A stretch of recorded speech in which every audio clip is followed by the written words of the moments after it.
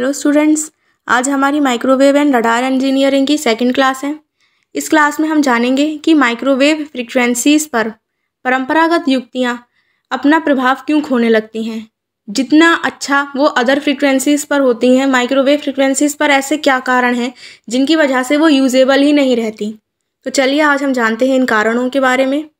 आप क्वेश्चन में देख सकते हैं, पूछा गया है कि माइक्रोवेव फ्रीक्वेंसीज़ पर inter electrode capacitance, lead inductance तथा ट्रांजिट टाइम का सिग्नल फ्रीक्वेंसी पर क्या प्रभाव पड़ता है।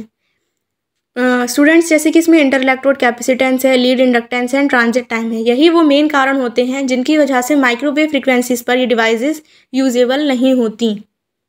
कभी कभी क्वेश्चन को घुमा फिरा भी देते हैं, क्वेश्चन में ये नाम नहीं देते कि इनके क्या प्रभाव पड़ता है। क्वेश्चन इस तरीके से पूछ लेते हैं कि माइक्रोवेव्स परंपरागत उपकरणों से किस प्रकार भिन्न है, या फिर माइक्रोवेव फ्रीक्वेंसीज़ पर परंपरागत युक्तियाँ यूजेबल क्यों नहीं होती।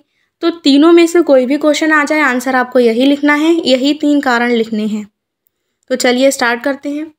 इलेक्ट्रॉनिक्स की परंपरागत युक्तियाँ जैसे ट्रायोड्स, पेंटोड्स या सॉलिड स्टेट डिवाइस जैसे ट्रांजिस्टर आदि लो फ्रिक्वेंसीज़ पर तो अच्छा परफॉर्मेंस देती हैं, किंतु माइक्रोवेव फ्रीक्वेंसीज़ पर इनका परफॉर्मेंस खराब होने लगता है। अतः कॉन्वेंशनल डिवाइसेस को निम्न कारणों से 100 मेगाहर्ट्ज से अधिक आवृत्तियों पर यूज़ नहीं किया जा सकता। अब वो कारण क्या है उनके बारे में जान लेते हैं। पहला है inter electrode capacitance effect. Effect के बारे में जानने से पहले इंटर इलेक्ट्रोड कैपेसिटेंस क्या होता है उसके बारे में जान लेते हैं। ट्यूब्स या ट्रांजिस्टर के इलेक्ट्रोड्स के मध्य स्वतः उत्पन्न हो जाने वाली धारिताएं इंटर इलेक्ट्रोड कैपेसिटेंस कहलाती हैं। फ्रीक्वेंसी बढ़ने पर इनका रिएक्टेंस घटता है। कैसे घटता है, ये एक रिलेशन है जिससे हमें ये पता चलता है। फ्रीक्वेंसी यानी कि जब हम FC को बढ़ा देते हैं तो जो हमारा XC होता है वो कम होने लगता है, इस रिलेशन से पता चलता है। फिर क्या होता है हमारा, जिससे शंटिंग इफेक्ट के कारण डिवाइस की गेन तथा आउटपुट वोल्टेज घटती है। क्या हुआ, जब डिवाइस की गेनिंग एंड आउटपुट वोल्टेज दोनों ही घट गई तो एक प्रकार से क्या हो गया, हायर फ्रिक्वेंसीज़ पर XC एक प्रकार से शॉर्ट हो जाता है, जिसकी वजह से इलेक्ट्रॉनिक डिवाइसेस की परफॉर्मेंस हो जाती है ख़राब। परफॉर्मेंस ख़राब हो गई हायर फ्रिक्वेंसीज़ पर, तो क्या हो गया, अब यूजेबल रही परंपरागत युक्तियाँ? नहीं रही।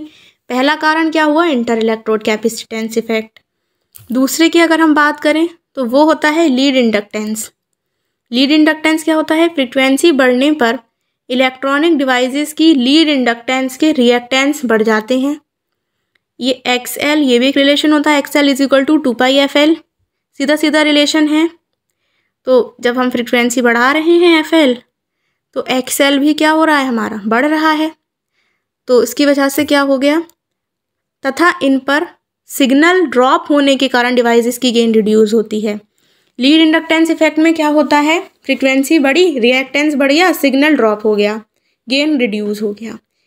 अब इंटर इलेक्ट्रोड कैपेसिटेंस में क्या था, फ्रीक्वेंसी बढ़ी, रिएक्टेंस घट गया, आउटपुट वोल्टेज घट गया, क्या हो गया, खराब हो गया हायर फ्रीक्वेंसीज़ पर।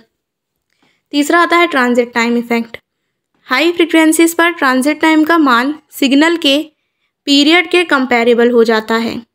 टाइम का ही मान सिग्नल के पीरियड के कंपेरेबल हो गया, तथा plate current voltage, grid voltage, जो कंट्रोल ग्रिड वोल्टेज होता है VG, उसको रिस्पॉन्स नहीं कर पाता, अतः गेन फॉल करता है। ट्रांजिट टाइम में भी क्या हुआ, गेन फॉलिंग हो गई हाई फ्रिक्वेंसीज़ पर, जिसकी वजह से हम माइक्रोवेव्स यानी कि हायर फ्रिक्वेंसीज़ पर परंपरागत युक्तियों का यूज़ नहीं कर सकते।